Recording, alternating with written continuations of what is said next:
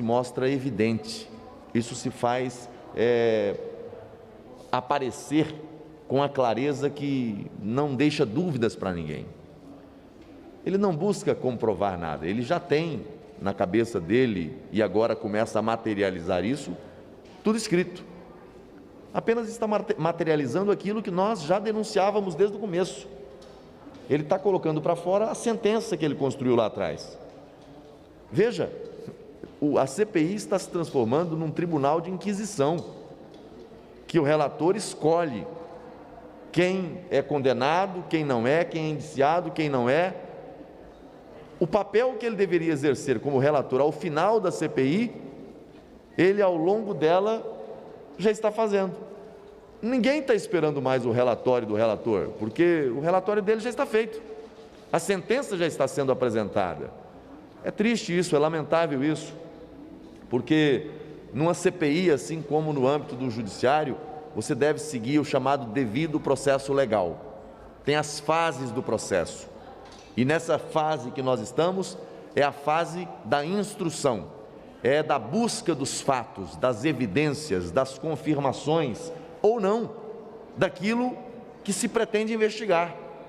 É saber se houve falhas, se houve ações criminosas, se houve omissão criminosa, se houve corrupção, se houve desvio de finalidade no âmbito do governo federal, Ministério da Saúde, estados e municípios. Qualquer coisa diferente disso é pré-julgamento, é ilegal, é abuso de autoridade. Agora o relator escolhe quem ele coloca o carimbo de investigado ou não, quem ele coloca o carimbo de culpado ou inocente.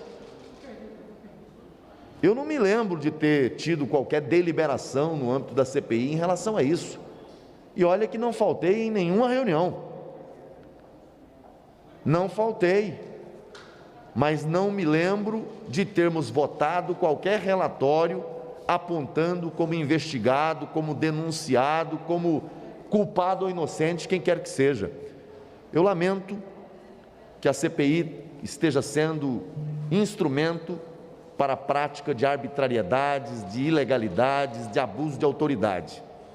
Espero, sinceramente, que esse método, que esse expediente não seja utilizado para aqueles que fazem parte da estrutura da persecução penal no Brasil, porque certamente que os brasileiros estão acompanhando o que o parlamento está fazendo, mas aqueles que estão na linha da investigação, nos ministérios públicos Brasil afora, nos tribunais Brasil afora, também estão.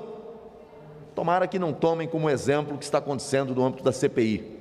Os abusos, os excessos, o parlamento que faz leis para disciplinar os procedimentos, para evitar o abuso de autoridade, é o primeiro a descumprir as normas por ele criadas. Isso é triste, isso é lamentável, isso é um desserviço à sociedade brasileira. Em relação a esses requerimentos para a convocação dos diretores do Facebook e YouTube, isso já chegou a ser discutido? Porque possivelmente deve ser aprovado. Qual é a sua avaliação também em relação a esses requerimentos? O problema é que na CPI, o grupo do G7 denuncia o tempo todo o gabinete paralelo, que eles dizem que existe no âmbito do governo. E eles criaram o gabinete paralelo da CPI. E eles fazem reuniões noturnas, sabe-se lá onde, e deliberam nessa reunião secreta. O que está norteando os trabalhos da CPI são as reuniões secretas do G7, não os requerimentos votados no âmbito da CPI. Nós não votamos requerimento ou relatório parcial que aponta alguém como indiciado, como investigado. Não fizemos. Mas o relator vem aqui e diz que são investigados. Ora, ele está mais poderoso do que os juízes dos tribunais.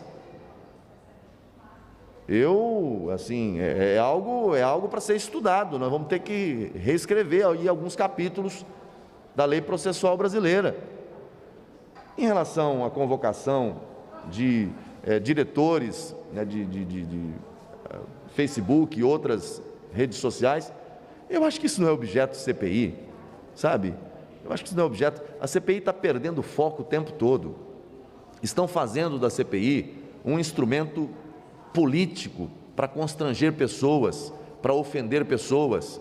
Enquanto isso, milhares e milhões de brasileiros estão sofrendo com a Covid. E aqui, nessa CPI, buscando causar confusão, colocar médicos contra médicos, cientistas contra cientistas. A troco de quê? A quem interessa isso? A quem beneficia isso? Será que acham realmente que estão contribuindo com alguma coisa? Aí hoje, quando nós temos aqui 2 médicos que pensam diferente, aí os membros da CPI, que são os donos da verdade, os pais da ciência, dizem que em protesto não vão participar e não vão questionar, tentam esvaziar a CPI para não dar tempo a eles de falar, expor seus conhecimentos. Negam a autonomia do médico, negam o acerto do atendimento clínico dos médicos do Brasil afora. Será que acham que realmente são só aqueles que vieram aqui e que se acham os donos da verdade, que têm realmente o monopólio da verdade em relação ao procedimento, ao tratamento dessa pandemia? Eu prefiro ficar com os milhares e milhares de médicos que estão espalhados Brasil afora, oferecendo aquilo que há de melhor neles, que é o seu conhecimento, que é a sua vocação para cuidar de vidas e salvar doentes. Eu prefiro ficar do lado daqueles do que de outros que muitas das vezes vêm aqui, mas que não estão lidando com o paciente, não estão lá nas UBSs, não estão lá nos PS, não estão lá nos hospitais, não estão lá nos barcos hospitais, lá no Brasil real, o Brasil da ponta, salvando vidas. Essa CPI presta um desserviço ao Brasil. É um palco de horrores. É um palco onde, infelizmente, fazem um espetáculo dantesco, lamentável, brincando com a vida das pessoas. Espero que acabe logo. Espero que acabe logo. E que a gente concentre os nossos esforços em vencer a pandemia e devolver aos brasileiros a alegria de viver livremente, sem tudo isso, com vacina, com tratamento na fase certa, segundo a orientação médica. É isso que eu espero. Senador, bom dia. Bom dia. Em relação à CPI hoje, qual a sua avaliação até agora com os 2 médicos convidados?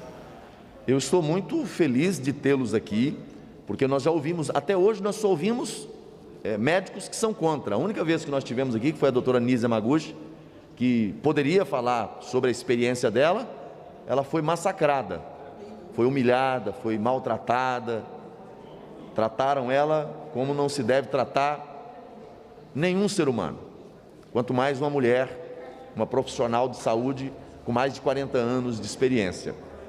Não deixaram ela desenvolver um raciocínio sobre o que ela pensa e sobre a experiência dela.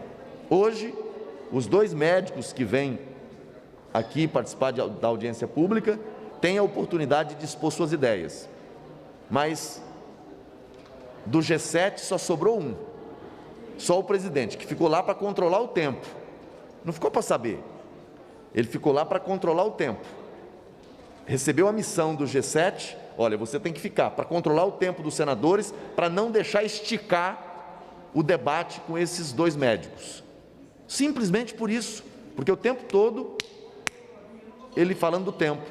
É claro que o tempo é de 15 minutos, todos nós sabemos, mas o relator teve quanto tempo para questionar a doutora Nise Yamaguchi? Quanto tempo para questionar a doutora Luana? Quanto tempo para questionar os 2 que vieram mais recentemente, que são contra qualquer protocolo de atendimento precoce ou na fase inicial? Usou, esgotou todo o tempo, 3 horas de questionamentos para tentar evidenciar a negação do atendimento ao paciente. Aí, quando temos aqui os 2 médicos que são favoráveis, eles fogem e dizem que não vão perguntar.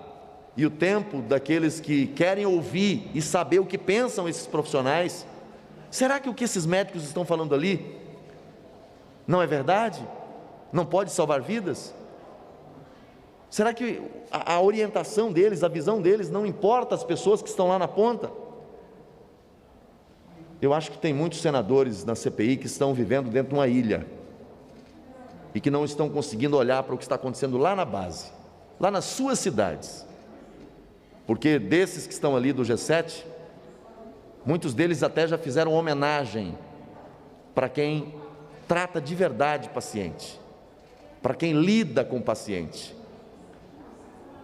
mas aqui agem como se negasse tudo, ficam botando plaquinhas com o número de mortes, fazendo culto à morte.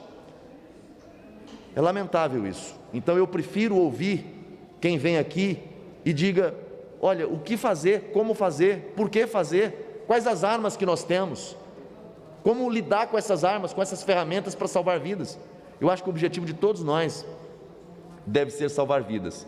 Então o depoimento desses dois médicos é muito importante. Eles falaram ali das fases dos estudos, né? Das fases e de como é importante essas fases, como que você pode lidar com o tratamento off-label, até, né, o estudo mais avançado que confirma o acerto de um fármaco. Então acho que a vinda deles nos dá um raio de luz, um raio de esperança de que esses milhares de médicos Brasil afora que estão lidando com a pandemia estão no caminho certo. Podem errar, mas estão tentando salvar vidas. Enquanto muitos aqui, que não sabem a diferença de uma cibalena para um outro medicamento, fica dando opinião como se fosse o mais entendido sobre virologia, sobre transmissibilidade desse vírus. Então, acho que foi um dia importante a gente ter o outro lado sendo exposto no âmbito da CPI e dando à comissão, especialmente aos que estão acompanhando a ela, a opção de se identificar, né? Olha, eu não peguei Covid, mas se eu pegasse, se Deus me livre de pegar, mas se pegar, sabe quem é que eu vou ouvir? É o médico. Se ele disser que eu tenho que tomar medicamento no início, é isso que eu vou fazer. Se ele disser que eu não preciso tomar medicamento, é isso que eu vou fazer. Mas é o médico quem tem que dizer para o paciente o que fazer. Não são senadores da República ou outros. Ah, mas opinião, você pode ter? Posso ter. Tem gente que tem opinião, olha, os médicos estão falando que esse medicamento é bom. É a opinião dele. Mas quem administra medicamento ao paciente é o médico. Então eu estou feliz que hoje a gente tenha tido a oportunidade de receber aqui dois profissionais que defendem o atendimento para salvar vidas no meio da pandemia.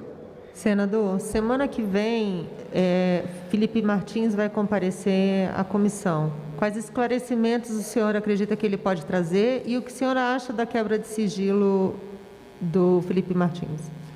Eu acho que a CPI está tentando, assim, criar constrangimentos, vasculhando a vida das pessoas de maneira ilegal, de maneira abusiva.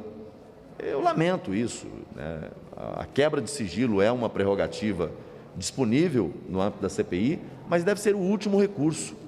E quando há alguma suspeita de prática criminosa, ele nunca veio à CPI, não há qualquer evidência de prática ou de pertencimento a algum grupo criminoso, mas ainda assim quiseram quebrar o sigilo dele.